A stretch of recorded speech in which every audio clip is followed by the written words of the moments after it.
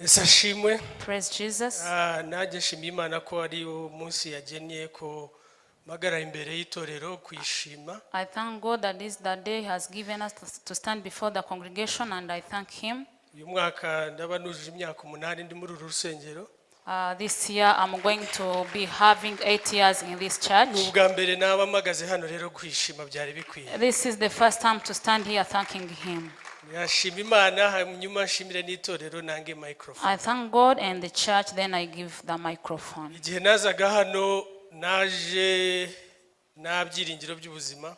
The time I entered here, I came with no hope. Na ubuzima budafite n'intego. The life had no vision. Na nshuti nzima nari mfite. I didn't have good friends. Umuryango wari waramanitse amaboko. The family has na akazi nagiraga. I didn't have a job. Habe nayo kwiyogoshesha nayashoboye. I didn't even have money for taking me in the salon. Ariko naje hano na yandi mahitamo mfite muri make. But I came here without no any other alternative. Ariko namenye yuko mu buzima hari gihe wisanga usigaranye Imana yonyine. But I recognize that there's a time you remain with God alone. Ndetse iyo wisanze muri icyo gihe nibwo umenya ko ni Imana wari ukeneye n'ubundi. And when you find yourself in that time, that's when you recognize that the Lord is Imana yaminduriye amateka. So God changed my history. Banyitaga amazina menshi bitewe n'isura bambonamo. They called me many names because of a picture that I was in. Umusazi, umusinzi, ikigoryi, ibyo byose. All those names. Ariko nashimana ko yambohoye. But I thank God that He redeemed me. Ubu ngubu yangabiye umurimo wayo si hano gusa naho nkorera. He gave me His job not only here, but there is another area that I work in. Umunsi ku wundi. Day by day. Kandi ndashima Imana yuko umuntu yagushumbusha ibyo wabuze. A person can give you something that you lost. Amatungo, amafaranga abantu babigushumbusha. And money and other things. Ariko Imana niyo yonyine igibasha kugushumbusha igihe. But God can redeem your time. Imyaka 17 nari naratakaje. 17 years that I lost. Imana ntabwo yansaniye ubuzima gusa. God did not restore my life only. Ahubwo yashumbushije na cyagihe. But He gave me the other time I lost. Rero utarebye neza ni wamenya ko hari na manke nari mfite. You can't even know that I had some marks. Rero Imana ibyo byose nabonye akazi, nabonye amashuri, I got a job, I got schools.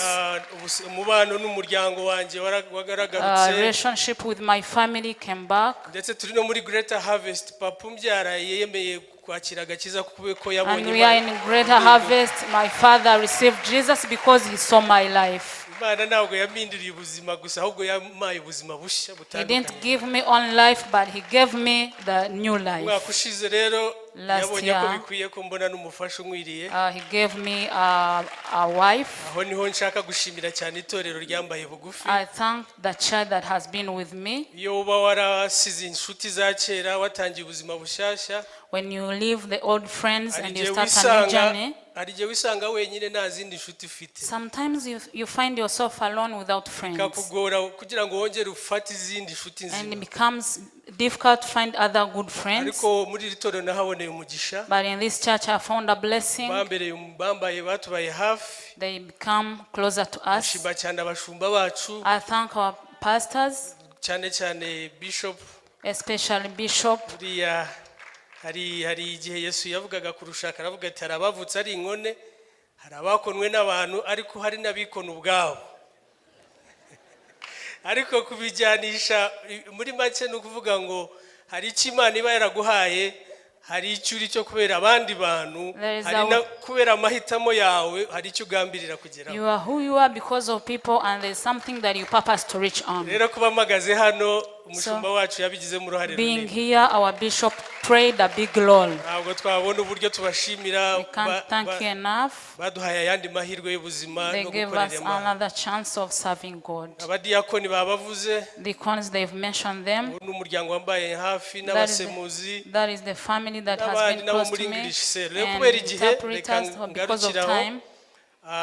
Dushimye Imana cyane kubw'uyu munsi. We thank God because of this day. Ibyo yakoze murakoze cyane. For what He did. Thank you very much. Ni bande bakunda Dennis? Who loves Dennis? Dennis ni umugabo mwiza reka dukomere Imana amashyi kuko yamugiriye neza for the Lord because he did good to them. kandi uyu munsi arabereye waruzuye Is now okay. Imana yakugiriye neza ihimbazwe God did good to you, may be praised. kora neza umurimo w'Imana Serve well the job of God n'umutima ukunze with a willing heart, n'ubwitonzi with a kindness. bwitonzi kabisa ni bwiza Kindness, it is good. Imana ikomeze kwagure May God enlarge your territories kandi cyane and more. ndashima Imana ku bwa Dennis. Thank God for Dennis. Dennis yabatirijwe hano mu rusengero He was sibyo baptized here. urumva yaje nanze kuvuga uko yaje ameze I won't say the state he was in when he came, ariko yaje azanywa bya bintu namwe mutinya ko abana banyu bongo but he was on those things that you're afraid your kids will take.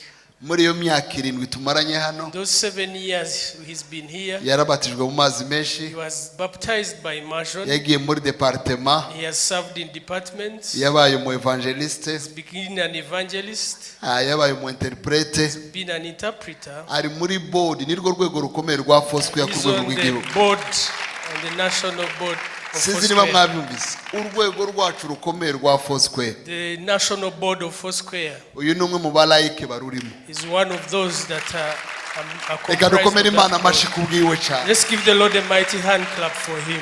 izi ni imbaraga zihindura This is the power that transforms, biravuga ngo abakozi b'Imana dutegereje baracari hanze meaning that the servants we need are still out there.